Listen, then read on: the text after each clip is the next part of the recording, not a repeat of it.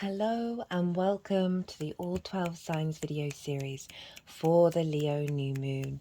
Now, firstly, I want to apologize for the delay in these videos coming out. I've had something quite bit of a tragedy happen, bit of a disaster. A cat's gone missing. There's lots of reasons why it's a bit, it's been a lot. This last week, I haven't slept or ate very well. And I talk about it in part one in the introduction. And the reason why I'm mentioning it, one, is to explain the delay. And two, there's some big themes that came out in while I was talking about it that have shown up in some of the readings. So it might be relevant. You may be going through something similar in terms of I've had this happen before in my 20s and it's almost identical. And there's something about closing out of karmic timelines and crunching that all together. So I just thought I'd reference it. I'm also going to be pre-shuffling the cards. Regulars, you know I don't normally do that. But my videos tend to be over an hour long for every sign. And I'm just being very mindful of my time and energy. So the cards will be pre-shuffled. I work with 6-month cycles, so what's coming through is going to be relevant over the next 6 months. And also the moon is still in Leo, and today is the moon's day, so hopefully it's all going to be very resonant with the energy. There's also a competition that is, all of the details are in the description box, so you can enter it as many times as you like. Right, I'm reading for Scorpio, Libra and Virgo in this video, so let's begin. Scorpio rising. How you doing, Scorpio? So for those of you who might not have caught the introduction, I've had something quite dramatic happen over the last week, which is why there's a delay in these videos coming out, this series coming out. I work with 6-month cycles, so you're not missing out on anything. I had a cat go missing. I talk about it in part one in the introduction. I'm just referencing it just because a lot of big themes came through with that. And it might be relevant to what you may be experiencing in regards to the lead up to this new moon. And the reason why I say that is because the scenario of the cat going missing was identical to the same scenario that happened to me in my 20s. And so it's so loud in its comparison of repeating cycles, and so it just feels quite big, so you might want to go check that out. And it's also, as I said, the reason why I'm pre-shuffling, because I haven't eaten very much, haven't slept very well. I'm really trying to be very mindful of my energy and my time. Regulars, you know, my videos go on for about an hour, so this is why I've done this. Yeah, just wanting to get these messages out, but also really wanting to be respectful for myself and bringing that into balance. The moon is still in the sign of Leo though, so we're still drawing in that energy. There's a competition, all the details are in the description box. There are 3 readings up for grabs. You can answer the question as many times as you'd like. And I'm reading for Scorpio rising. So for those of you who don't have Scorpio in the first house, look to the house that it does fall in. Look to the themes of that house and all the meaning you've got going on in the sign of Scorpio, and you want to apply all of that to the messages that come through, because it will be as if that Scorpio energy, wherever it falls in your chart, has now energetically moved to the first house, just with all the meaning of your natal chart. So as always, take what resonates and leave what doesn't. Now let's get into the astrology. So this new moon in Leo and Scorpio square one another, right? So this is powerful energy ruled by Mars. And this can bring about conflict, drama, and frustration, winning at all costs. But it's also about building in the 3D, right? It's powerful manifestation in the 3D energy. And this moon is happening just minutes after. It's the same degree, but it's further along in the minutes. The same degree that Venus ended the retrograde last summer in the sign of Leo. So we've got this full loop of the last year in regards to that, what we've been working through with that Venusian retrograde. I did a series on that. You might want to go, that's in its own playlist, in the Venus playlist. Go and remind yourself of what may have been showing up. And now we've got this new moon, this new beginning of all the wisdom that we've learned over that past year accumulating. And this is going to unfold over the next 6 months. Speaking of Venus, Venus was at 29 degrees of Leo, which is very closely conjunct the fixed star Regulus Regulus. And Regulus is all about the king, the queen energy, knowing your sovereignty, knowing your divinity, and embodying that through your heart. So I really like that we had a very powerful Venus in alignment with this moon. Now I break down the astrology in way more detail in the collective reading. And you know, it's how all the celestial bodies are talking to each other at the time of the exact moment of the moon that then forms that harmonic blueprint of what we're working with over the next 6 months, and the tarot just adds it on in terms of the Scorpio energy. And there's collective tarot in there as well. So if you want a deeper understanding of this moon, go check that out. Come back and watch this. I'm going to touch on some astrology, but I'm not going to go in the same level of detail that I usually do in these readings. And so we've got this very powerful moon. And where is it happening for you? It's happening in your 10th house. This is the highest. This is when in your natal chart, on the day that you were born, the sun, where the sun would have been at the peak of its axis, right? So big visibility. It's all about visibility, reputation, life purpose, career. Career doesn't have to be life purpose. It can just facilitate it. It's about bosses, right? How the big outside world sees you. It's all about visibility. So you've got the sun there at the moment. So there's a real sense of illumination around what all of this means to you. What's your purpose? What's your will behind it? It's an angular house. Angular houses are 1st, 4th, 7th and 10th, and they're very powerful houses. When we have transits here, they have a bit more resonance. So there's a new cycle around your understanding of your life purpose, your career, what visibility and reputation mean to you. Do you need to seek it out, or are you fully, are you confident in the path that you walk, that you don't need to be seen, that you're doing it for your own agenda? A new cycle around visibility and reputation, and perhaps elevating that and just solidifying your the next stage of your life path. Now, this is closely linked into the Mercury retrograde. Mercury's gone retrograde as of today. It was very early hours here in the UK. In the Americas, I think it was still in the 4th, on the day of the moon. So this lunation cycle, that and the Aquarius full moon, are very in alignment with the Mercury retrograde. It's going to be the midpoint of the retrograde at the full moon. I've done a Mercury retrograde series, so you might want to check that out as well, because it's very in link with what's going on here. I'm going to talk just about well, there's two major aspects that this moon makes, and the one is the north, with a trine with the north node in Aries, and so the influence of where we're headed, what we're striving for, in terms of that Aries energy, is influencing this moon of what new territory we're breaking into. And this is in your work house, right? How you work, physical health, routines, co-workers, pets, all of that kind of thing. So it's really recalibrating a level of a new frequency around incorporating a stronger connection with the way that you work in regards to your life purpose. Being the adult in the room for yourself. The other major aspect is the fact that Jupiter and Mars are coming into conjunction in the sign of Gemini, and they are both sextiling this moon.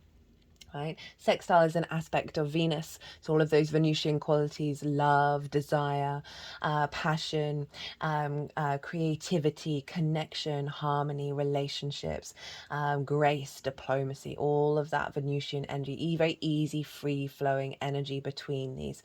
So that's imprinted with the moon. And where's Gemini for you? Well, Gemini is in your 8th house. The 8th house is the outside world's resources. It can be mortgages, loans, taxes, car insurance, bonuses, commissions, as well as inheritance, both 3D and cosmic inheritance. So this is also relationship dynamics. It's the exchange between between you and anything other than yourself.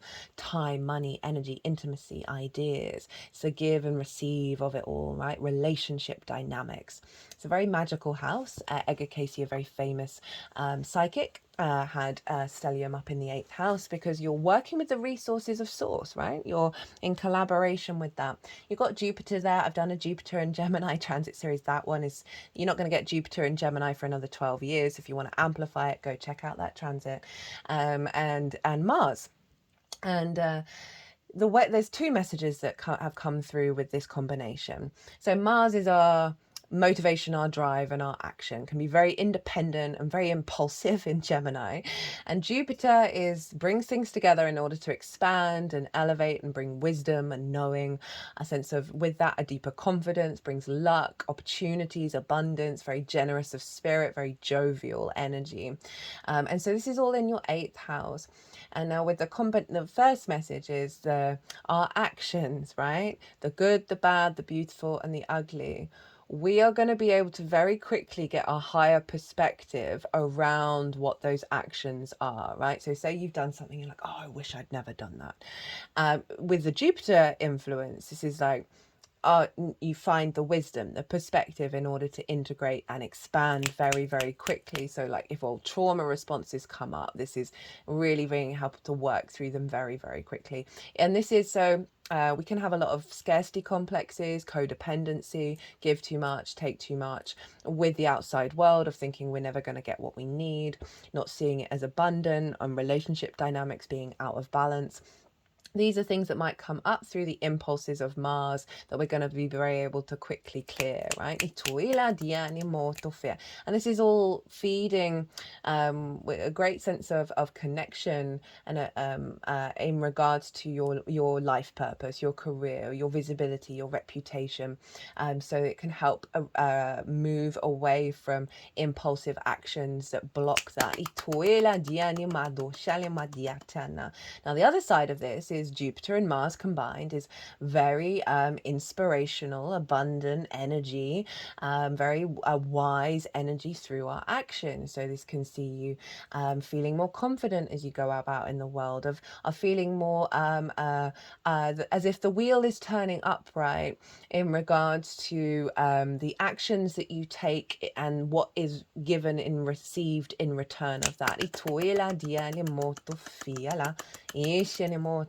Can see an elevation of healthier relationship dynamics. You know, this could be with people that you work with. This could be if you've got a project and you need resources, that you're in alignment instinctively with the bigger picture of your life purpose. So bringing that Jupiter energy in regards to standing in your power and being very confident in the actions that you take. You may get a lot of messages through your actions through your motivation and your drive from source, that's facilitating you walking your path, right? Your soul path. So that's the overall astrology. Now let's get into the tarot. So this is what's the intention of the moon. We get downloads at the moon, and then this is the intention of that download, of how it's going to unfold.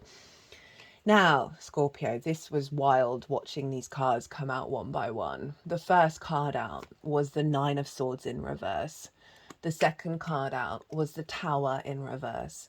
The third card out was the 10 of Swords in reverse. Like, Scorpio, I get it. I know your vibe, right? A lot of people in my life, strong Scorpio energy. My only water in my chart where I've got planets is Scorpio. So I get the power and transformational energy of going into the darkness. And this is... One card did come out, which was the 7 of Cups following this, because I was like, I'm doing 3 cards for each of the piles. And I was like, no, there's got to be another card. And the 7 of Cups came out, which I will touch on when I go break this down. But I just wanted to let you know. I put it back and then I got the World. And if this isn't one of the most powerful combinations for the intention of a moon, of how this is going to unfold, this is wild, right? So this is releasing all of this. This is so powerful. 9 of Swords. Shoulda, woulda, coulda about the past. Fear and worry about the future. Meaning we stop being able to process things, our short-term memory goes, we're flooded with adrenaline and cortisol, nightmares, sleepless nights, not being able to smell the roses, right? High-level anxiety. Very relevant for big powerhouse of the 10th house of life purpose and career, visibility and reputation. This can be you worrying about something that you've done and you can't focus on the work that you need to do or the next step you're going to take because you're in this state of anxiety. This is a very it's a very common experience for us all to have. It's in reverse, Scorpio. just is falling away. The Tower. So the Tower in reverse, this is Mars's card, and you are ruled by Mars traditionally. Scorpio is ruled by Mars. The Tower breaks down what's at the surface. It's like a forest fire that a forest needs in order to pull everything down to the foundations. See, the foundations are really strong. And then bring new nutrients into those foundations so new life can begin. Oh, so powerful. But it's in reverse. So this is implying that these are in the upright, you've been going through all of this. With all of them being in the upright. But this is saying this is no more, right? That what's been needed to be pulled down has been pulled down, and now is the rebuilding time. Now with this new moon, we've got the 10 of Swords. This is about feeling immobilized, right? Of not being able to get up and go and be you. And this can be, it's all along the spine. It's very karmic, this energy. Ideas, perceptions, spells, words, things people have said, being stabbed in the back that have just limited your current incarnation.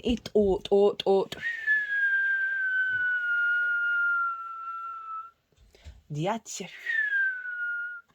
doing clearing work from the heart to the solar plexus. Okay, they just went to Parvati, the goddess of devotion. I am love that doesn't leave. When I commit to my love, my soul evolves. This will be an oracle reading that will follow this video, by the way. And now bringing the energy of the solar plexus back into the heart. Leo rules the heart space. This is very non-heart energy, right? This is all in the sword suit. This is all the mind that can block the heart. You see this hand gesture? It's 2 fingers up, 2 fingers down. It marks the bridge of the light and the dark, the yin and the yang, the day and the night, the heaven and the earth, right? So it's a sense of honoring of polarities, that sometimes we got to go through this, and as difficult as that may sound, in order for the sun to come up, because this is clearing a lot of stuff. Okay, so they're all along the back of the spine. I always see that as like past energy, and now my back of my spine, my back is sort of wiggling around and moving. I've just had an energy release at that. And then we got the 7 of Cups, which for me is the big dream, fantasy world, getting out of your current emotional state and dreaming beyond it. Of allowing yourself to enter into a new realm of possibilities. And so just wanted to mention that card. But then we got the World. Know thyself and the world will open up to you. This is Saturn. And I love this for the 10th house and the 8th of the visibility and the outside world, right? The intention is for this card, for me, is always about the more that you know yourself, you get to the root of it. The less you set up healthy boundaries as you go through that process, and then you find out, you get deeper and deeper into yourself, and you're like, actually, no, I'm walking my talk. I am not anxious about what other people think, because I am integral, I'm confident in who I am and my vibrational frequency, and it clears a lot of clutter. It means you don't need so many boundaries. Like, someone can kick off at you and you're like, you do you, buddy, I'm doing me. And so then we clear a lot of clutter, which means the world opens up. The universe is able to co-create with us. There's a level of maturity. There's also a level of completion. So it's on honoring the completion energy, but also this activation of the integration of self and your capacity to be confident in your being. This figure is not immobilized. Know thyself. Blocked. And so there's now a lot of light here. There's all the fixed signs as well. And really opening up to the world and being seen for your true frequency.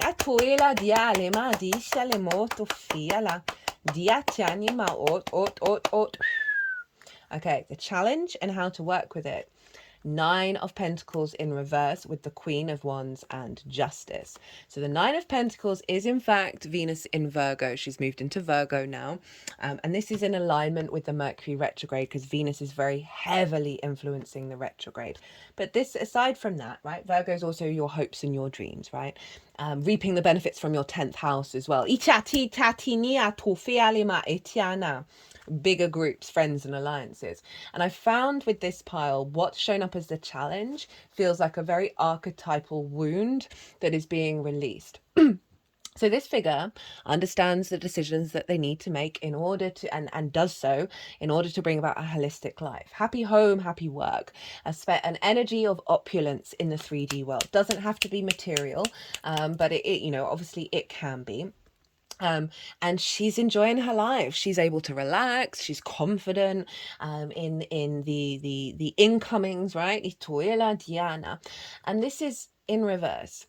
And so there's a blockage here of you seeing yourself as this, of you knowing that this is within you, that this is actually happening, right? That you've actually been walking this path. There's a blockage around visibility, right? 10th house of you being able to see this reality. If we think about that Virgo energy, perhaps you've gone through a phase of perhaps not reaping the benefits from your 10th house for the work that you've put in of seeing hopes and dreams manifest, or maybe you've seen little bits but you're still kind of stuck in an old timeline that thinks that this is always going to be in reverse. So this is the challenge, right, of working, of being in awareness that this is a resonance that's around for you to work with and release. Queen of Wands and Justice. So we've got very Leo energy here with the Queen of Wands. The Queen of Wands is very independent. She's very courageous. She's very passionate. She's very creative. You see the sunflower. Sunflowers always know where they need to go to get the light from the sun, right? Remember the sun at the peak of your day of your birth in the 10th house. And there's the black cat, right? There's this sense of luck. Itoela dia, magic coming in.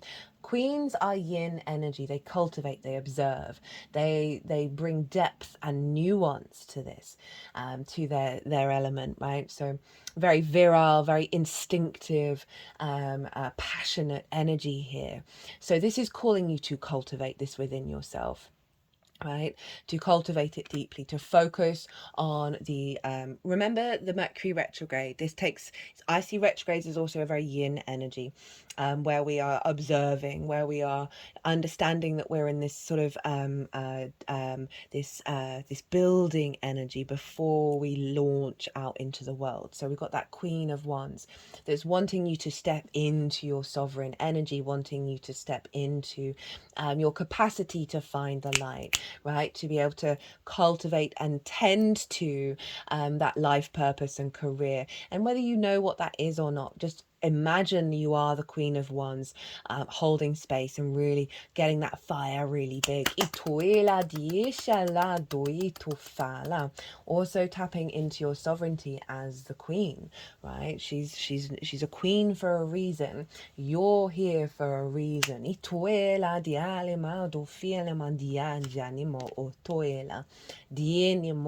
we then have Justice. This is Libra. And this is about objectively observing your life with empathy, right? This is what judges should do. They get all the information and they be as objective as possible.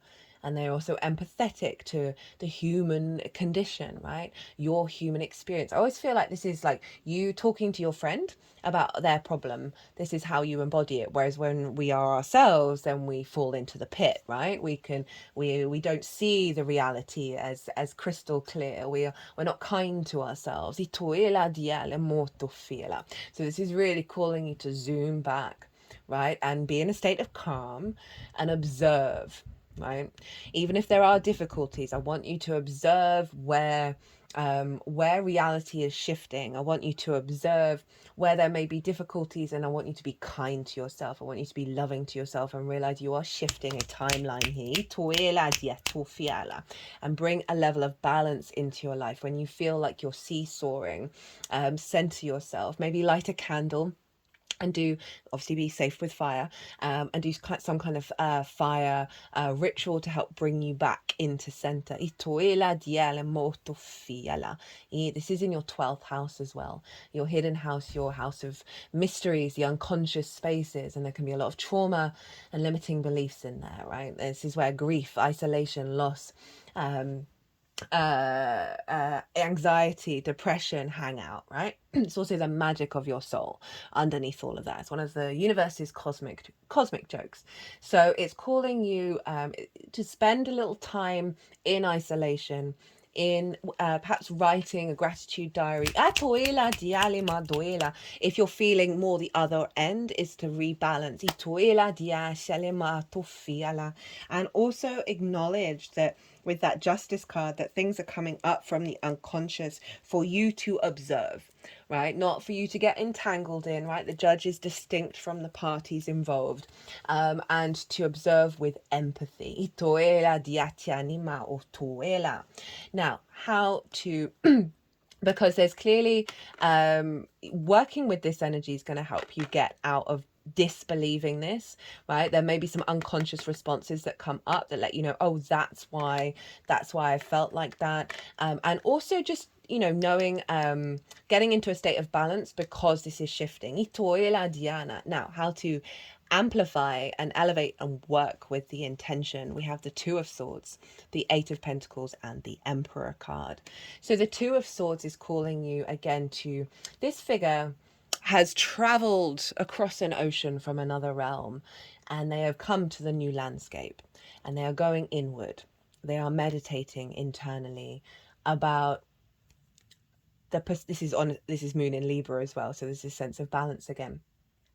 They're trying to, through their intuition, through the guidance that they get, and their own sort of observation of what parts of the old self from the old realm are coming with you into the new realm, and what is being revealed of the new self. So often our self is hidden from us, you know, the blindfold, and only by going inward and allowing yourself that pause, is the new self going to reveal itself, right? I mean, goodness me.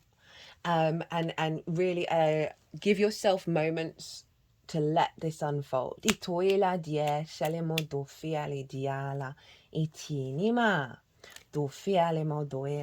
then have the Eight of Pentacles. So this is sort of highlighting this card for me. I always say whistle while you work, right? So this is the enjoyment of the refinement of this new frequency. So I want you to hold this in mind, that this is what's being released, and see what comes through instinctively. Fire is very instinctive. That means you then put it into practical use. This is about, as I said, the refinement of this new frequency and a daily practice. And you know, even if you're feeling a bit of the grind, I want you either to try and whistle or sing or laugh or whatever it is while you're doing it. I want you to sort of cultivate that joy, that heart space from Leo. But this is highlighting that what you're going through is a deep refinement of your soul's energy around your life purpose. And you've got to show up. So we have the Emperor. So again, that Aries energy that I talked about of how you work, right? Figuring out how you work and what works for you. But if we just look at the tarot, the Emperor understands that it gets its wisdom from its own experience. It's not that it doesn't listen to other people and it will always receive wise counsel, but it truly honors that its wisdom has come from its own authenticity. It also knows its own sovereignty. It knows its own divinity. It's very confident in its nature. And so this is calling you to step into that, right? It doesn't matter if you know how things are going to unfold. You got to hold in this space, hold in that command, because that is one hell of a transformation. The card on the bottom of the deck was the Hierophant. Now, if you notice in that Ten of Swords, it had the two fingers up, two fingers down, and there we have it again. It's very commonly found on statues of Jesus and the Buddha. Now, this is about commitment. This is about understanding you are your own guru, that you are heading to a level of embodied wisdom, that this is going to vibrate to other people, right? This is communicating to other people. This is also a level of authority, right? of you being seen in that way. But I feel like that frequency is coming through the Hierophant. Yeah, you have had to go through some trials and errors, but you're getting to this space of genuinely being very embodied in the spiritual or moral or self understanding, that is, you are now walking your talk. So we got one oracle card, and it did make me chuckle with that.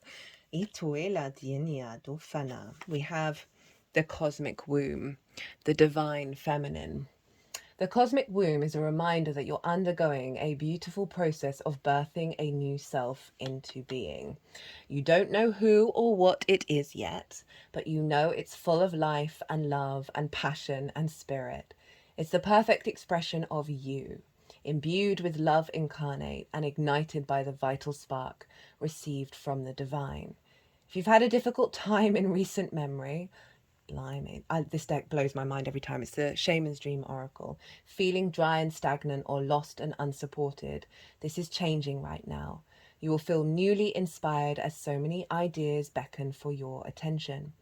Know that you're safe to explore the expression of your rejuvenated creativity. Release all judgment as your curiosity is piqued. You're in the most fertile cycle of your life right now, intuitively keen with heart wide open, mindful that each step in the direction of your dreams and desires is effortlessly supported by all the divine helpers in the unseen realms. Now, what an absolutely beautiful message to end on. Scorpio, I hope this resonated. I hope you enjoyed this reading. If you did, it would bring me great joy if you hit that like button. Don't forget to enter the competition. All the details are in the description box. If you want a personal reading, my details are everywhere, and perhaps deep dive on what's coming through here. Scorpio, be good to yourselves. Be good to those around you. Safe travels, and be well until we meet again. Libra rising. How you doing, Libra? So for those of you who might not have caught the introduction, I apologize for the delay in getting these videos out. I've had a little bit of quite a bit of a tragedy. It's all on a sliding scale, isn't it? Over the last week, a cat's gone missing, and I have not slept very well. I've not eaten very well. I've been very focused on obviously finding the cat. Still no sign of the cat. Very appropriate in the lead up to the Leo new moon, though. As an astrology, I have to zoom out with a bit of perspective sometimes, but I really wanted to get these messages out, but I've been really mindful of my energy. So this is why I've pre-shuffled, and why I'm not breaking down the astrology in the usual detail that I do in my readings, right? Regulars, you know, this isn't the usual vibe. And I talked about what's happened to me in part one, the introduction of part one of this series. If you might want to go and look at it, just because what happened to me when in my 20s, almost identical, in the scenario of the escape, and it just feels very loud in terms of the closing out of karmic cycles and collapsing timelines. But it's been very, very difficult. So you may have gone through something similar. It might not be relevant at all. The themes of that have kind of shown up in some of the readings as well. So you might want to pause, go to part one. It's only about 10 minutes. Go watch that, come back here. There is a collective reading where I break down the astrology in more detail. I will touch on the major things, but there's a lot more going on. So if you want that, that's available. There's a collective tarot reading in there as well. There's also a competition. All the details are in the description box. You can enter it as many times as you like. There are 3 readings up for grabs. So Libra rising. I read for the rising signs. So for those of you who don't have Libra in the first house, look to the house that it does fall in. Look to the themes of that house, and you want to apply those themes to the messages that come through, along with all the other meaning you've got going on in the sign of Libra, the messages that come through to the meaning of your Libra energy, because it will be as if that Libra has now suddenly moved energetically to the first house. So the astrology for the rising sign, as always, will still link in. So speaking of which, where is this happening for Libra rising? Well, Libra, this is in your 11th house of hopes and dreams, friends, groups and alliances, and reaping the benefits from your 10th house. It is the house of good spirits. This is a great house to have a new moon in.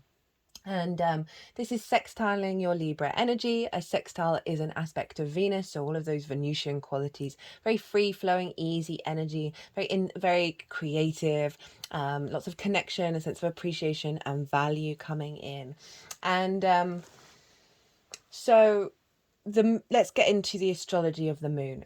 The moon is happening at 12 degrees and I believe 33 minutes. I'm sorry, I haven't... Yeah, 33 minutes. So 333. Of Leo.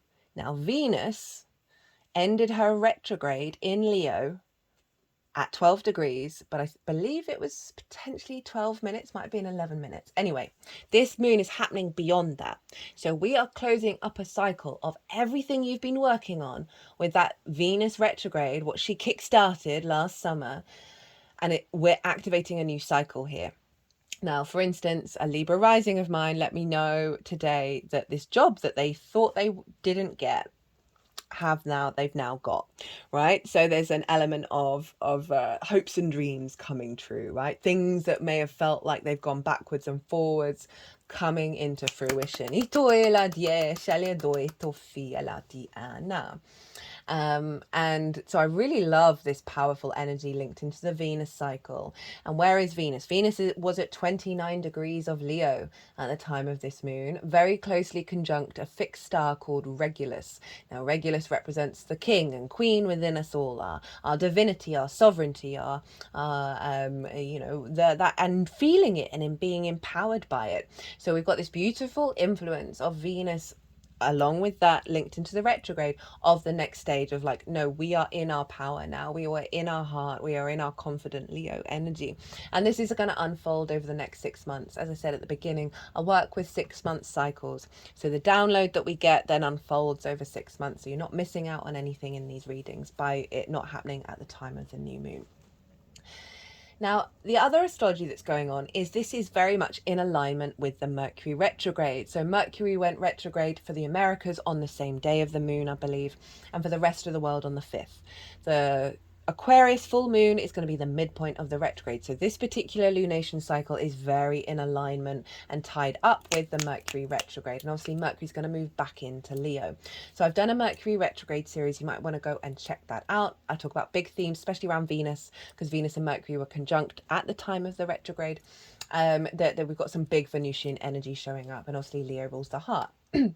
That there is an element, and it's shown up in all the readings, of giving you some space to pause and to reflect. I see retrogrades as very yin energy, where we observe, we strategize, we bring nuance and depth to a situation. So there is something around allowing this to unfold, allowing the softness to unfold, as well as the themes of the retrograde being tied into this. Now, there aren't that many aspects directly to the sun and the moon. There's lots of other stuff going on in the sky, but the main one is that we have Jupiter and Mars over in the sign of Gemini. They are coming into a conjunction. They're not exact, but they are both sextiling the sun and the moon. So that Venusian energy, connection, love, appreciation, value, harmony, grace, creativity, flow, easy flowing energy, right? With Jupiter and Mars, and that is over in your 9th house of your perspectives. I love a Jupiter in the 9th house transit. I've done a Jupiter and Gemini transit series. That's once every 12 years. Could tap into that, see how to amplify it. That transit's in its own playlist. Perspectives, your morals, your ethics, your philosophies, how you connect to the bigger matrices of existence and understand them, and how you want to be in them, and how you walk through the world. So we have Jupiter and Mars there. I've had 2 messages come through with this combination. Mars is our motivation, our drive, our passions, right? It can be very impulsive in Gemini. It's very instinctive as well, very independent. And, obviously God of War, can bring a bit of sort of conflict through action. And Jupiter brings things together in order to expand and elevate, inspire, bring wisdom, knowing, truth. The bigger picture vibe, right, is Jupiter. And with that brings confidence and therefore this sense of generosity of spirit, of joviality, of opportunities, of luck, of expansion, of abundance. So we have these two very closely aligned with one another. Now, with that Mars energy, the first message that wants to come through with that is our capacity to observe the good, the bad, the ugly, and the beautiful of our actions. So you've done something, you're like, oh, I wish I hadn't done that. Because it's conjunct Jupiter in regards to that 11th house. Oh, did I touch on the themes? Hopes and dreams, friends, groups, and alliances, reaping the benefits from your 10th house. So that's the amplification of the moon. I'm sorry if I didn't mention that. With that 9th house of perspective. So there may be something about an action that you take in a group that you then may have a bit of anxiety about. And then Jupiter kicks in with the wisdom and the perspective of why that's happened. And you're able to move on. And integrate and expand.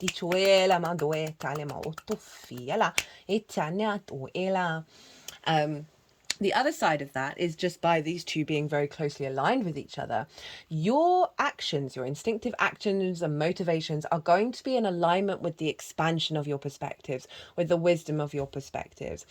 So you're seeing a lot of instinctive movement around and actions happening around seeing those hopes and dreams evolve and expand and maybe bits and pieces manifest. It's all going to depend on your chart. Of feeling more confident in your actions around friends, groups, and alliances, through it's like basically walking your talk, Jupiter and Mars, of people seeing that, right? And maybe people seeing that, and then you're reaping the benefits from your 10th house, you being more confident in alignment with your embodiment.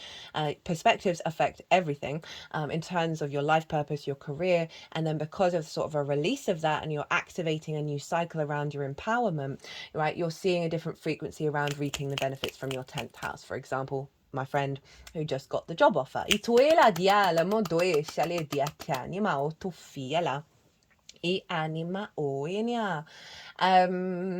For some of you, this might be hoping and dreaming to go and traveling, because the 9th house can often be linked into foreign travel, because it's about going and living somewhere in order to broaden your perspectives, right? So there may be something around that that is activating with this cycle.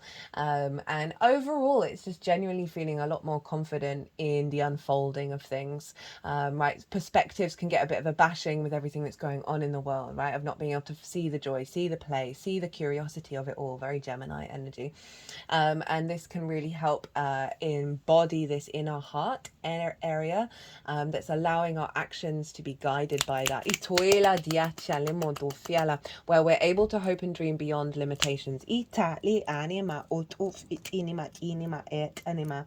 know, if you've got like social anxiety from interacting with groups, I can see this really shifting that energy, as well as being very well received by groups as well. Like through your frequency of your perspectives, which may have a knock-on effect of getting more clients in, getting more resonance with reaping more benefits, and therefore facilitating your hopes and dreams.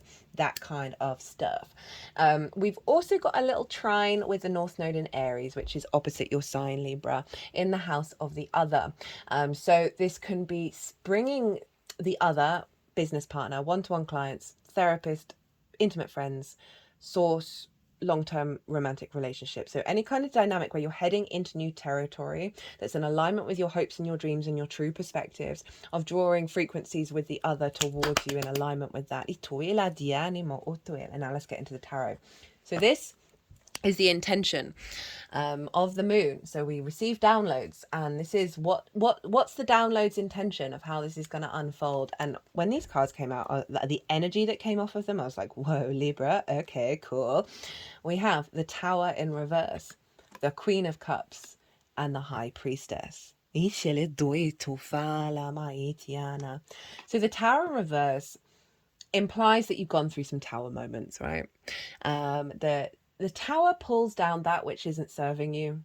It may be very chaotic and very sudden and very disruptive at the time, but it's for the foundations to then regrow. I always feel like a forest fire is a great reference for the tower, because sometimes forests need to have a fire for everything to burn down. I don't like to put this out in actually energetically, because we've got enough forest fires going on, but the metaphor you understand of like all of the nutrients from the old ways feeding the new growth coming out. So this is saying you've gone, what's needed to come down has come down. Obviously there's always still some things, but the majority of it is pulled down, and you are moving beyond the pulling down phase into the building phase. So in terms of perhaps, you know, certain situations were around the hopes and dreams not working out, or not getting what you think, you put really hard work into your career and it not really, or your life purpose, and you're not really seeing it manifest and getting the benefits from it. And there may be some like actions and impulses that have blocked that are now being cleared and bringing you into an alignment, because then we've got the Queen of Cups and the High Priestess. Very similar energy, very powerful. Queen of Cups, it can see far into the future, very psychic, but she's not in fear. And in fact, she's so serene, she's turning into the ocean. And so this is bringing in a level of serenity, of like not worrying about the future, not fearing about it, being very present in the moment and tending to your emotional body, your nourishment, your needs, your sense of love, and cultivating that, and being able to really nurture yourself. You know, if you think about hopes and dreams or being with groups and friends, like we can get into a lot of worry, a lot of fear of not getting what you need from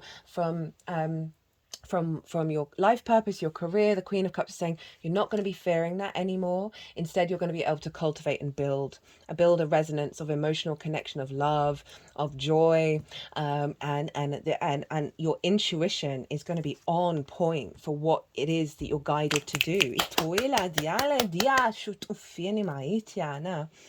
We have the High Priestess. This is the Moon's card. Now, the High Priestess knows she's drawing towards her everything that she needs. She's not really having to worry or overplan or take drastic action. She's cool, calm and collected, and in her element, in her flow, right? She is highly intuitive.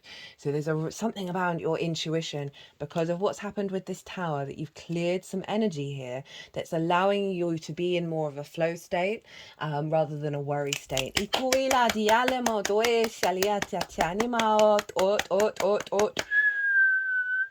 And this feels very personal. As I said, those perspectives where Mars and Gemini are, where Mars and Jupiter are, can get distorted by the external world. And this just feels very, very personal. I don't normally say that, but I felt called to say that you're getting in alignment with your intuition, not what the external world and distorted perspectives may have blocked your capacity to receive and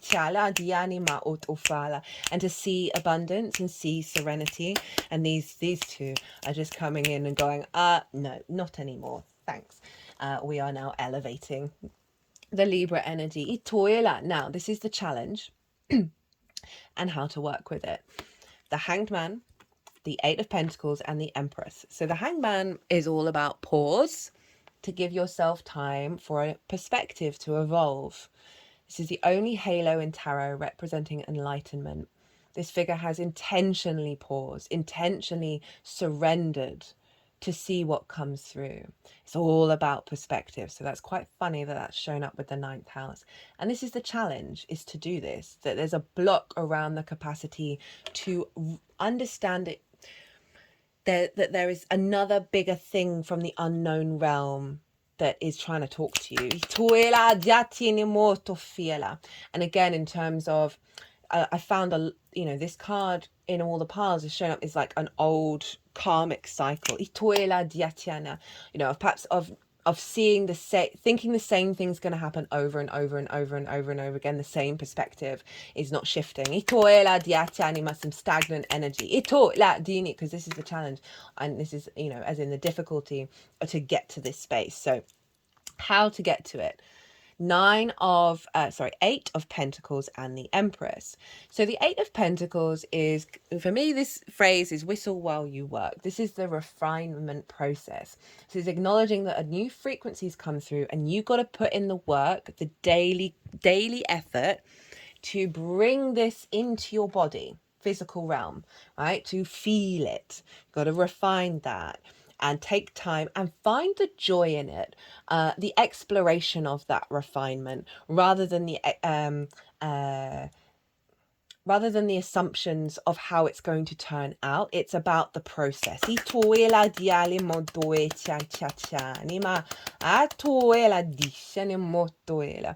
we're trying to, evolve our perspectives and find that a part of ourselves is being revealed, we have to put on in the time to be able to implement it.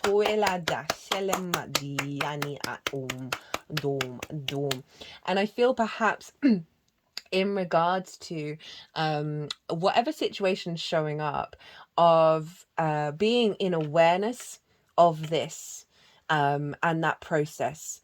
No, that's not actually what I wanted to say.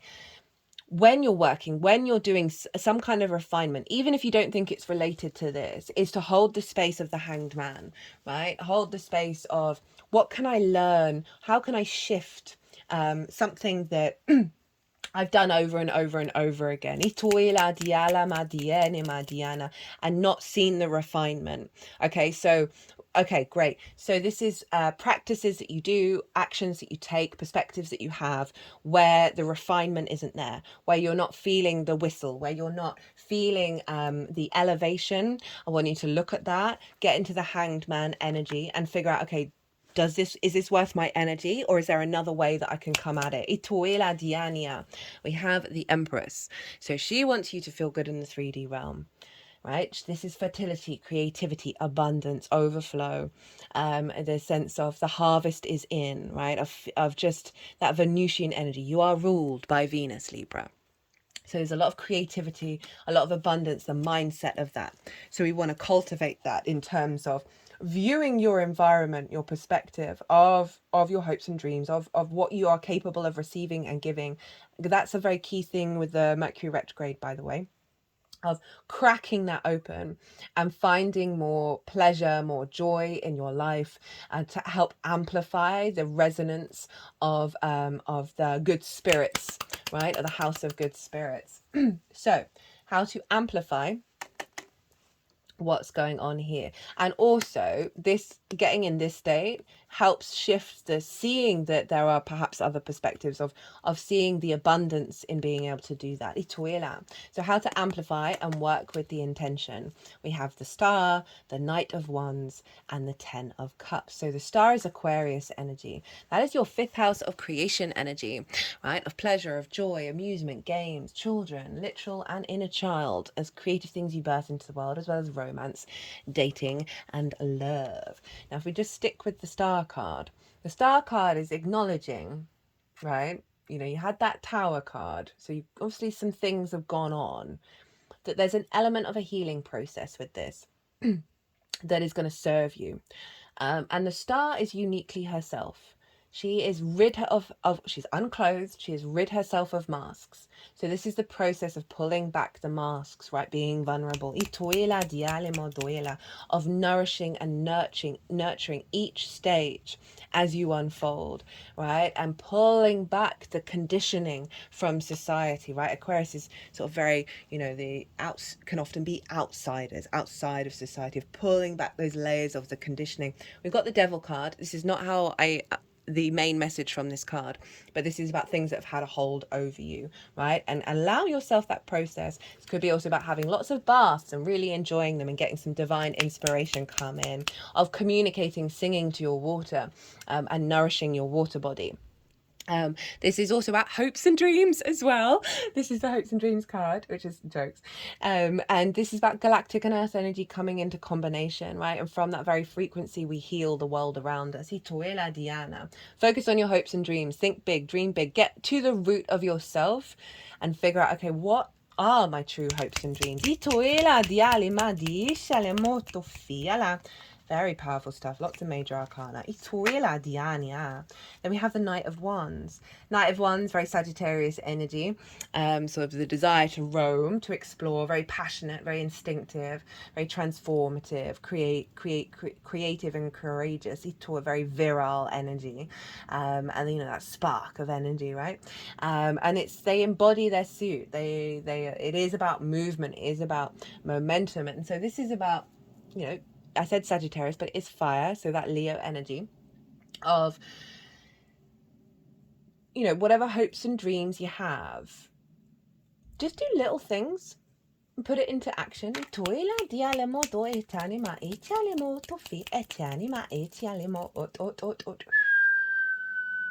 it's also, quite confident. You're very protected in this card. They're wearing armor. That acknowledging that in groups there's an element of protection, of going out, of exploring, of trying new things without the old framework. Yeah,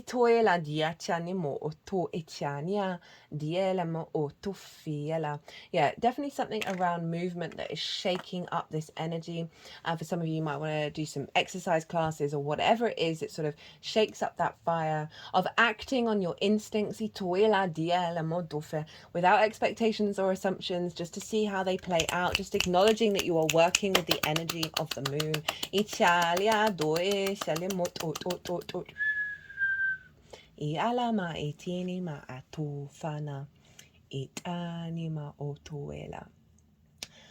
And then we got the Ten of Cups. So this is about the inner alignment, which is the Nine of Cups, being manifest out in the world beyond yourself. So this is different areas of your life where you're feeling more alignment, right? So nuclear family, but it can represent anything where it's exterior to you and you're seeing it show up in the 3D world. So this is what's helping you amplify it, right? Of seeing the joy, the beauty, the alignment in the outside world, those good spirits again. Also, again, tapping into this frequency in your emotional body around your manifestation.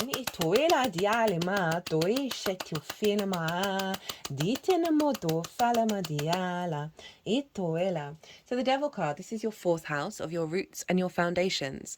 And what this feels like is a very powerful capacity of you manifesting from your foundational space. That which you need that serves the tree, right? So I see the natal chart as a tree, and the fourth house is the root system, and we need to nurture and nourish and bring nutrients to that root system for it to be strong. But the Devil card showing up saying you've done some good work there, and now it's about standing strong in your roots and knowing that you're expanding and you've got the power to do so, to create from that space, from your roots and your home. Or for some of you, this might be about a hope and dream of a home, whether it's getting a mortgage or moving in with someone. That may be relevant to some of you, right? So we've got one oracle card here, and it is the Sky Bridge.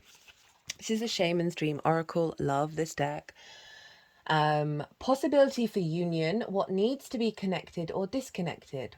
You stand before a seemingly unbreachable abyss and there is no possibility of retreat. The path behind you is no longer a viable option because the tower has created rubble everywhere. You have to act soon though, or you run the risk of being stuck at the edge of the cliff. I'm going to say this again. I said this quite a lot now. I love this deck so much, but I do take issue with the majority of the cards. There is some kind of like, if you don't do this now, it will all be over. That's not my vibe. If that resonates with you and that helps you leap when you need to leap, great. But I don't want it to ever induce anxiety or worry or shoulda, woulda, coulda if I'm on the right timeline because I didn't do that, right? That's just so not the vibe. Itoela diala. Life has brought you to this moment to offer you as yet undreamt of possibilities. But you must no longer postpone what you know to be inevitable. And yes, you are allowed a breath or two before the leap. So take a bit of time to yourself. Get away for a day or two of contemplation, or even just a few minutes. Walk to clear your head. Maybe that's that Knight of Wands, of like, that's how you're getting the inspiration of the next steps to take, is by going out for a little bit of a walk or a cycle or whatever it is. Muster your courage so that you may cross the Sky Bridge. The Sky Bridge appears when the moment is absolutely right for a quantum leap. Life believes you are ready, even if you do not agree. Remember, do not confuse your true state of readiness with your plans and preparation. Respond with a determined yes and let the universe take care of the details. You know, this is very kind of watery emotional energy, not planning energy, deep intuition of knowing that things are coming towards you. You need only hold on to your positive affirmation and the way will become obvious as you take flight and clear the abyss. Oh, I love that for you, Libra.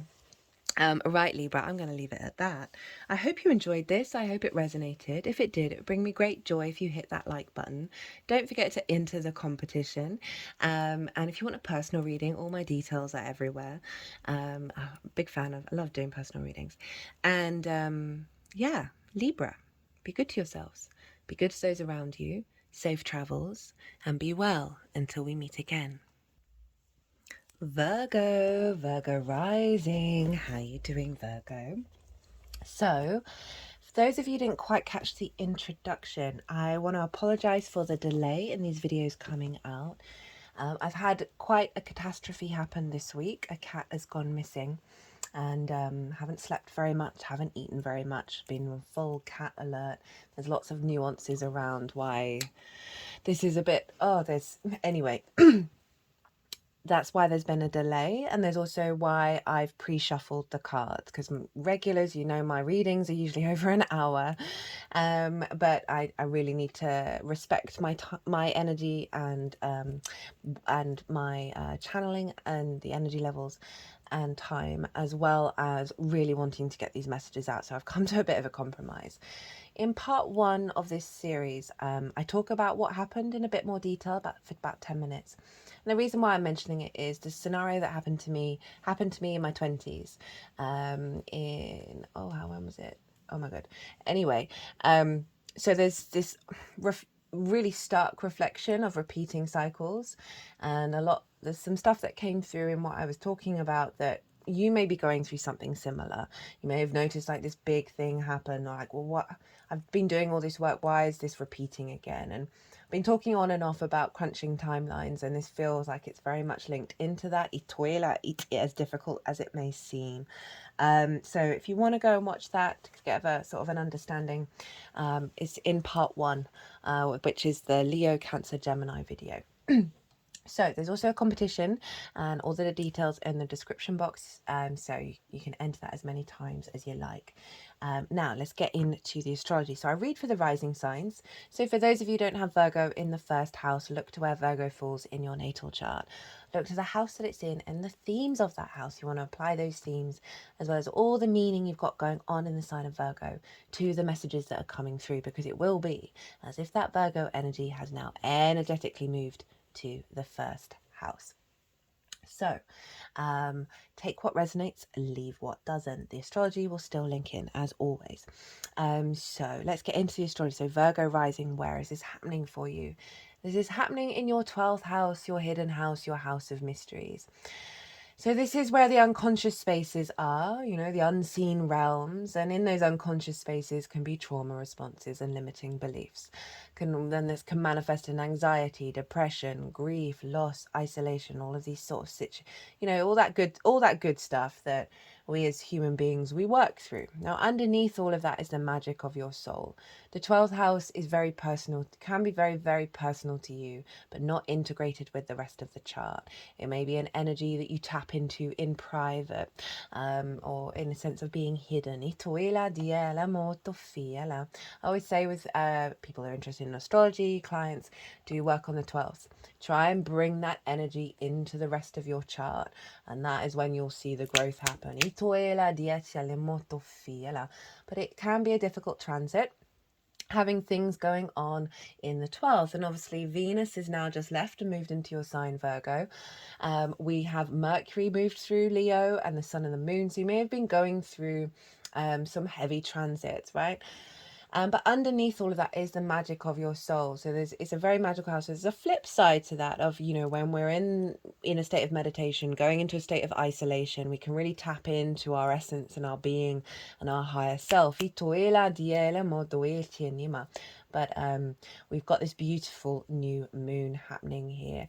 Again, I apologize. The moon is still in Leo. This is on Monday, the moon's day. Mercury's gone retrograde. in your sign, Virgo. I've done a retrograde series. Go check it out. It's in Virgo and Leo. And obviously your ruler is Mercury. So that's always going to affect you a bit more than everybody else aside from Gemini. Now this moon, it's happening at 12 degrees 33 minutes, and this is beyond the minute, not the degree, that Venus ended her retrograde at. It was at 12 degrees of Leo last year. So we are closing out another cycle around the Venus retrograde of what came through last summer, what you've been working on and figuring out, okay, well, how do I integrate what came through with that Venus retrograde? You may have gone through certain difficulties, challenges, blessings, all of that. And now this new moon is going beyond that, right? So it's elevating a new cycle with all the wisdom that we've learned over the past year. Very powerful stuff. And not only that, but Venus at the time of this moon was conjunct a fixed star at 20, she's at 29 degrees of Leo, conjunct a fixed star called Regulus, which happens to be at 0 degrees of Virgo, and very much in alignment with the Mercury retrograde. And that is the king queen energy. That is knowing your own divinity, your own sovereignty, and feeling it, like embodying it. So what I really love about that Venusian energy is the upgrade that we're getting over the next 6 months is getting into alignment with that Regulus energy. That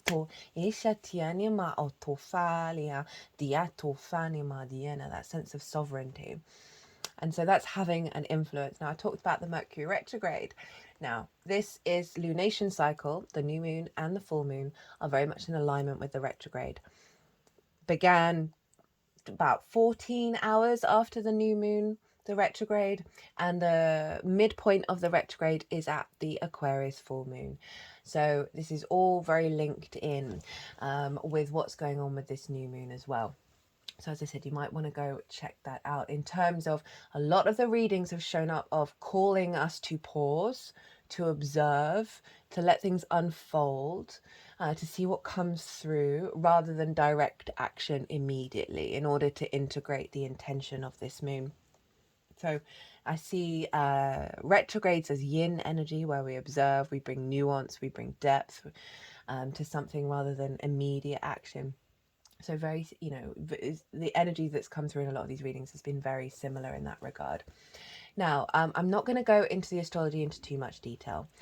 That's all in the collective reading, as always, where I break down the astrology and also do a collective tarot. So go check that out. I'm just trying to keep this super short, and I will touch on the main things. Now, one of the main aspects that's going on is over in your 10th house of your career, and that's with Jupiter and Mars coming into conjunction. Now, there's been two messages that have come through with this. They are sextiling the moon. A sextile is an aspect of Venus. The creativity, the connection, the love, the appreciation, the value, the harmony, the grace, the diplomacy. And so we have Jupiter and Mars in this very free-flowing, easy, soft energy into this moon. In your 10th house of life purpose, career, visibility, reputation, bosses, all of that kind of thing. Career isn't necessarily life purpose. It can just facilitate it. It's the most visible part of your chart on the day that you were born. And so Jupiter and Mars are there. I've done a Jupiter in Gemini transit series, happens once every 12 years in each sign. If you want to go and figure out how to amplify it, go check out that transit. And Mars, right? So the first message is Mars, it's our motivation, our drive, our action, our passions are very independent and very impulsive in Gemini. And Jupiter is the bringing together of parts in order to elevate and find wisdom and perspective, a sense of knowing, of faith. There's sort of the bigger picture, right? And with that knowing comes confidence and a sense of flow, abundance, opportunities, luck, very generous of spirit. So the first message is the impulsive actions that we take, the good, the bad, the beautiful, and the ugly, right? Say you've done something, you're like, could have done that better. Wish I hadn't done that kind of energy. Very quickly, because it's closely aligned with Jupiter, we are going to find the wisdom, the higher perspective of why and what for and all of that very, very quickly. So if we think about the alignment with the 12th, right, those unconscious responses, And they're not all trauma responses and limiting beliefs, obviously, but you know, we're here at a very dense period of time. We're evolving our consciousness, and that is a process of peeling back those layers. So in terms of that 10th house around visibility, around reputation, around your life purpose and your career, particularly the visibility element, because obviously Leo is ruled by the sun, and that is by default has an energy of being hidden and being behind the scenes. So it's often something that Virgo risings struggle with, as well as big 12th house placements, because that can all just feel a little not integrated with the rest of the chart. So I could imagine that there's some sort of deep rooted unconscious responses or perceptions around visibility, around your reputation, by doubling up with the Leo energy in the 12s. It's also a very creative energy going on behind the scenes, so I'm not trying to limit it. With that, seeing perhaps there are certain actions and resonance that you take through your movement that may be holding on to that, and I can see this new moon activating a cycle of releasing it. The other message with the Jupiter Mars is embodied wisdom in the actions that we take. Like, there's just no getting around it, of like finding a way of expanding through our actions in regards to our life purpose and career and visibility, reputation. Jupiter's also great publicity, so these two combined, you've got a cycle of 6 months that's coming from the 12th that is being supported by the actions you're taking in regards to your life purpose. So perhaps healing a lot of deep wounds that are in the unconscious spaces, because you've got a lot of confidence and action going on in the 10th, right? That's helping heal those wounds. And so with that new moon in the 12th, right, this can be starting a new cycle around your reflections of those unconscious spaces, of things being behind the scenes, with the support of that Mars energy and Jupiter bringing it out into the forefront, right? And this is also, you know, the magic of your soul being infused into the influence of Mars and Jupiter, that you're seeing the instinctive, rather than your actions being coming from unintegrated response mechanisms, because of that Jupiter support, you're now tapping into the magic of your soul through your actions. And your motivation is coming from that soul frequency rather than from the difficulties.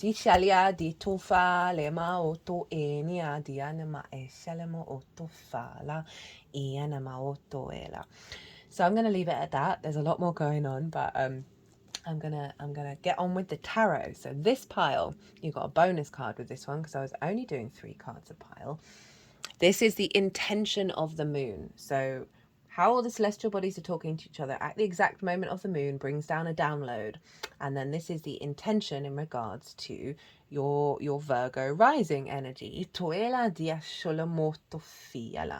And so this is the intention of the manifest, how this is going to unfold.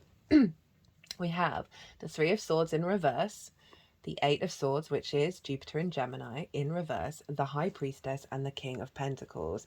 Pretty big powerhouse of energy here, and not surprising, these cards with the 12th. Okay.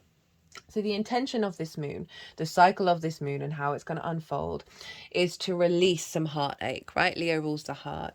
These are perceptions, ideas, constructs, limiting beliefs, words, spells, distortions in the energetic field that block your heart from truly being able to radiate it at its full magnetic force. And so this is in reverse. So the intention of the moon is for these swords to fall out, for you no longer to be in a state of grief, a state of restriction around your heart, for that heart to be open and vibrant and I was going to say bouncing. Bouncing in with vibrancy. So if you think of those unconscious spaces, right, love languages we may have learned from early years that distort our capacity to give and receive in a healthy way, that energy very relevant for the Mercury retrograde, of our capacity to receive and give. is very, very prominent. So not surprising that this is shown up as you are ruled by Mercury. So those 12th house wounds, right? The grief, the anxiety, the worry, the fear, the limiting beliefs, these are falling away with this cycle, and this is beautiful.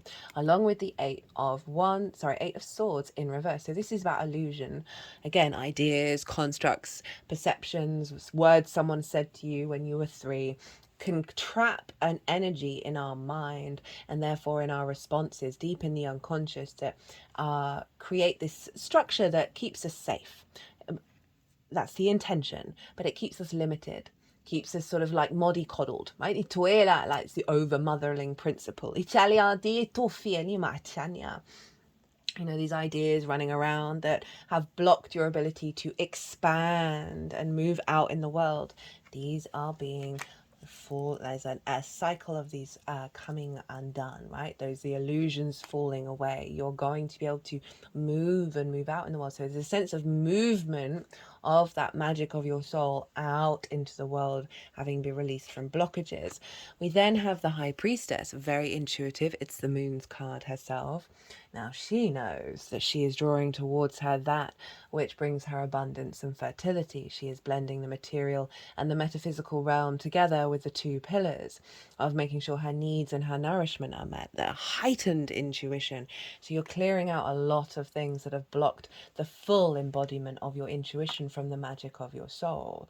And this is also a level of serenity, a level of calm that's coming in after that 3 of Swords and the 8 of Swords, of having a level of trust and faith of how things are going to unfold. Heightened intuition, as I said, and the magic of your soul that's getting you into an alignment with your life purpose and your career. Because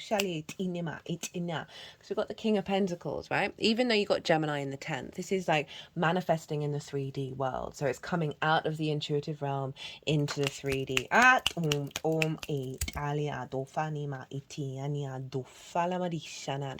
Now.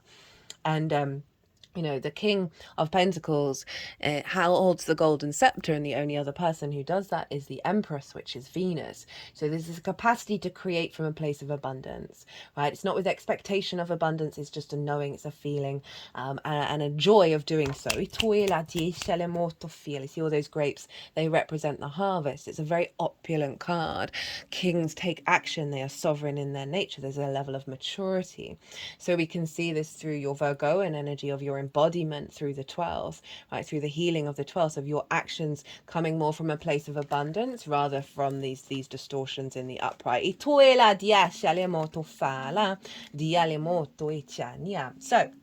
love that. The challenge and how to work with it. We have the 5 of Swords, wands, lots of fire, and then the 9 of Wands with the 8 of Wands, 9 of Wands in reverse and the 8 of Wands of how to work with it. So this 5 of Wands, this is kind of chaotic energy. I mean, ages ago I saw a meme where it said stupid tent underneath it. I camped a lot as a kid. It was pretty much the only holidays that we had. Loved it, absolutely love it. The sound of rain on a tent with the zip opening, just gives me thrills. But old school tents, struggle bus to put up, and this is kind of what it looks like. And I've never been able to look at this card in the same way, but there's an element of frustration with this card. It's a bit chaotic. There's movement, there's no momentum. It's like all those different things within your Leo energy going on behind the scenes have sort of been in fighting with each other, where, you know, no one's winning, no one's losing, nothing's really getting anywhere. And there's sort of a low level chaotic conflict energy. It's not quite the 5 of Swords, but there's just this sort of frustration going on in the unseen realms. And if you think about training, that's behind the scenes, isn't it?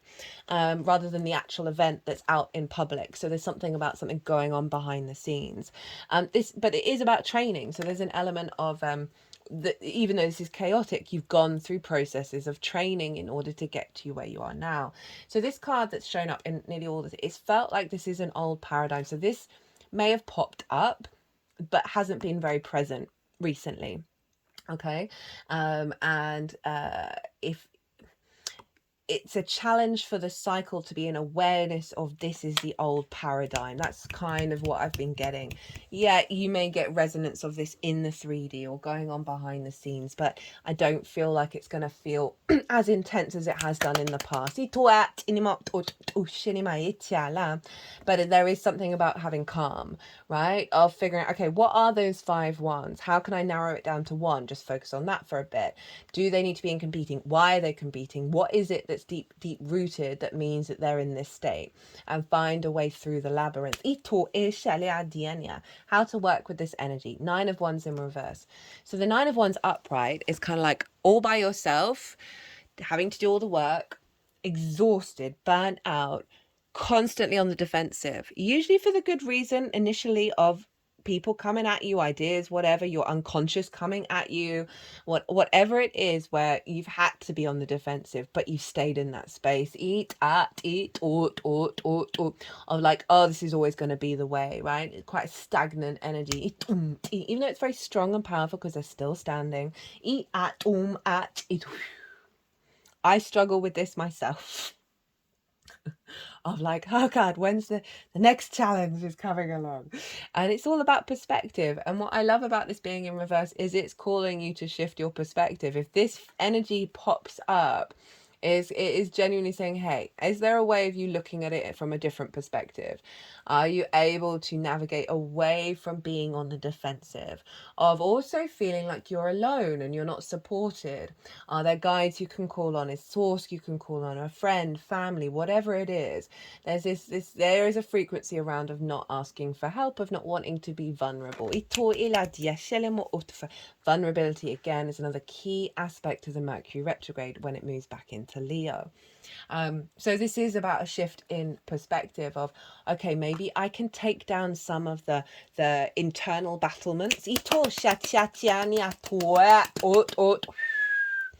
Because with the following of the 8 of Wands afterwards, it feels like by doing that, you are getting yourself into alignment. It's clearing space. It's clearing energetic space for the wands to then be in flow and in alignment. You know, this is Mercury in Sagittarius. So there's an element of conversation here. There's an element of communication. And I would recommend doing 1, meditations on what does this mean to you, 2, meditations on stepping out of that, and then seeing what comes up with that, what communication comes up, and speak it out loud, even if you're at home. It's like a releasing of the energy. So I was going to do a short video ages ago where I had a repeating cycle event happen, but I didn't have a trigger response. And then I sat in meditation with it, and I felt the energy of this came through to me of, I spoke out loud, all wounds and pain that are linked into this cycle that have not been released, so that's stuck in your body, stuck in your energy field, whatever it is, have not been released, let them fly out with this moment where I am not being triggered, with the peace I find in the scenario, this current scenario. Let them fly out like the 8 of Wands. They're all heading in the same direction. Let them be released. So you might want to do something around that. There's something about movement and being in alignment that can come up in obviously different ways. Communication comes up in many different ways as well. So, you know, that Mercury energy, it's not just speaking. So whatever feels right for you, but there's something about creating space for the alignment to come through. You know, rather than that 5 of Wands all being in dust off, you know, all crossed over. These are all love it, love it, love it. Okay, how to amplify the intention of the unfolding of this moon. We have the Queen of Wands. You've got a lot of fire showing up. 10 of Wands in reverse and the Ace of Cups. So, Queen of Wands. Queens for me are very yin in their nature. They cultivate, they observe, they nurture, they nourish. And this is our passions, our courage, our vitality, our capacity to transform, our independence, our creativity, our virality. I always get these 2 words combined. Our vigor, okay, but I mean anyway, whatever, this sense of life energy, right? Very instinctive fire, but there's a sunflower And so the queen always, and the sunflower, they always know where to get the light in order to nurture and nourish this energy. There's a black cat representing luck and magic. And so this is calling you with this process to spend time in observation and observe the process, observe the transformation, and cultivate a strengthening of the new frequency. Allow yourself pause and time, and step into that very powerful Queen of Wands. Know that you have that energy when you go into the 12th house. And see, maybe do a little intention of may my instincts today guide me towards the light, or whatever it is, or guide me towards the magic, or guide me towards the shadow in those unconscious spaces, in order for me to give it a big cuddle, whatever it is, in order to sort of navigate that 12th house and bring up the power of the magic of your soul. Now we then have the 10 of Wands, and this is again about perspective. 10 of Wands is like burden, all the work, no idea that they're nearly home, hunched over, cannot enjoy the beautiful day. This is the beast of burden. This is the daily grind, so ground down that that's all you are. And there's nothing wrong with hard work, but it's our perspective around it. And so this may have felt like your unconscious spaces of like the heaviness, the weight, the being alone and not being supported, and just feeling quite a lot of energy but it's just got that condensed power that is not allowed you to see the joy and the heart and the love of Leo out into the world, right? You see, this head is hidden, right? The 12th house is the hidden house, right? Rather than being able to be visible out in the world, there's something about the head being hidden, the body being hidden from the sun, from the day. So that goes back into the Jupiter-Mars energy up in the 10th, right? And it's come in reverse, and it's saying, hey, they want you to focus on, this is not your reality anymore. It may feel like it on and off, or sometimes more on than off, but they're calling you to focus on flipping the switch on that, of finding a way of navigating the joy in this, whatever this feels for you, whatever this represents for you. Try and find so often I had a vision with one of these when in a reading once, I cannot remember what it was, and all of a sudden I just imagined this figure standing up, putting his finger there, and then spinning them and walking along and just spinning and being able to look at everything.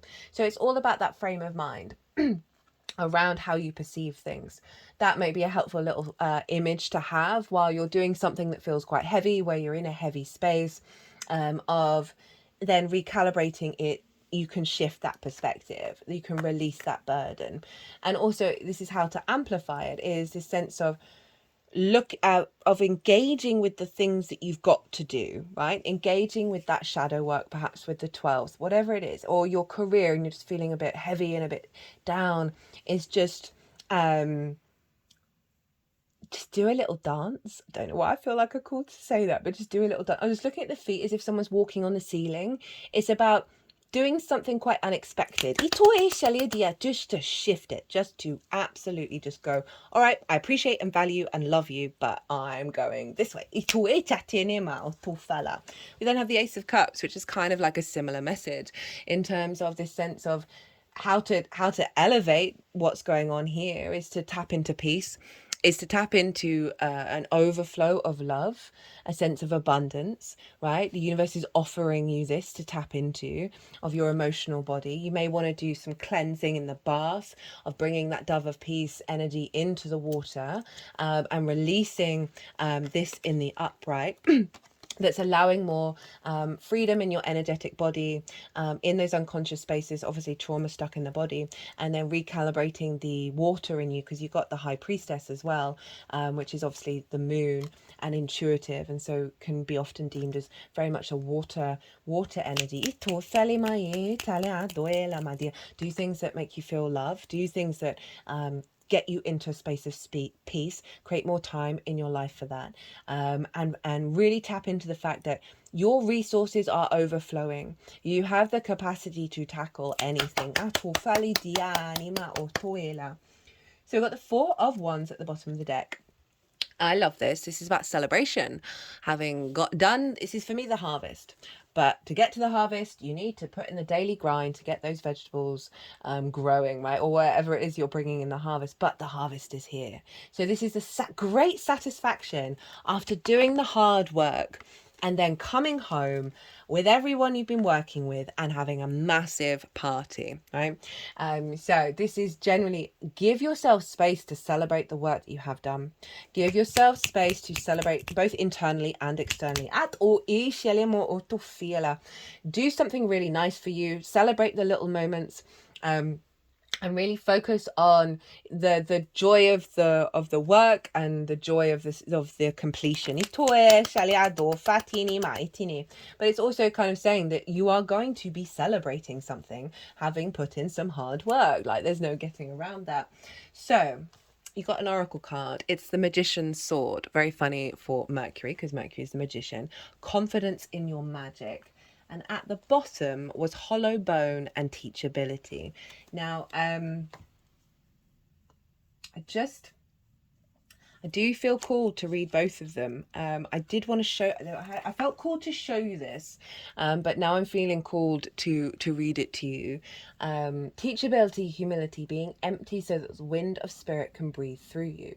The hollow wing bone of an eagle is a flute for the shamans. The appearance of the hollow bone invites you to become empty of your notion of who you are, to check your ego at the door and to know that this is not about you.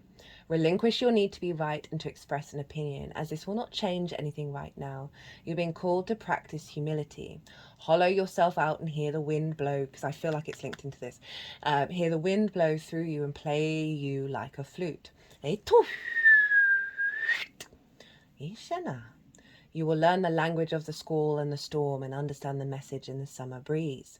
There's an important communication waiting for you. Yeah, there you go. Humility is the swiftest path for you to become like the hollow bone. Drop all notions and titles that bolster your ego. Eliminate the doer and allow things to happen of their own accord. Remember that you can accomplish most anything if you are willing to let someone else take credit for it. It's always an interesting phrase whenever I read that. Hollow bone, I think it's quite definitive in its intention, where I think there's more variance to that. Hollow bone has come, that might be relevant for some of you. Hollow bone has come to caution you to believe only 50% of what others think and only 10% of what you think, right? So all those limiting beliefs in the 12th house.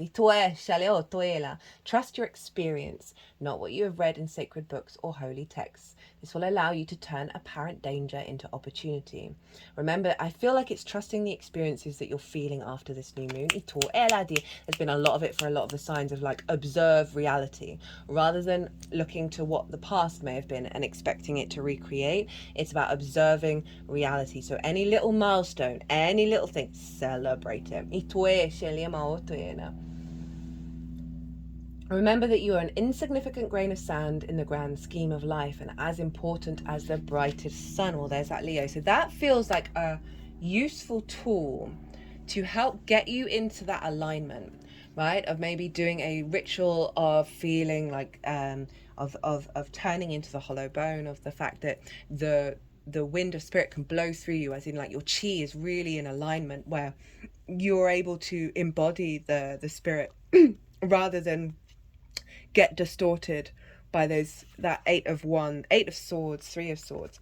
So this is the Magician's sword. Confidence in your magic. Nothing can stop you, the beauty you seek. When the Magician's sword appears, you are called to cut the cords that bind you to old thought forms and beliefs, or to friends who are not true. With the power of the Magician's sword, nothing can stop you. Old thought forms and beliefs, love that. Hurt you or turn you away from the beauty you seek or the goal you desire with all your heart. The sword is a tool, not a weapon, so make sure you wield it wisely and for the greater good. Find the stuck places where you are kept tethered to a toxic person, a particular location, or a faulty thought or belief, and let the blade do its magic. You have a large endowment of magic available to you when you believe in miracles. But don't look to the heavens to grant you a wish. Look within. Use the magician's sword to cut through limiting beliefs, and remember that all beliefs are limiting. And focus your intention in order to create what you wish. You have all the tools you need for the task at hand. You need only muster the wherewithal to deploy the resources you have. When the magician's sword appears, it is time to get moving. This is not a tool for contemplation, for gazing at the finely polished edge. It's an instrument called for decisive action. And remember, the sword is alive, with a wisdom you can summon to help you find the best course of action.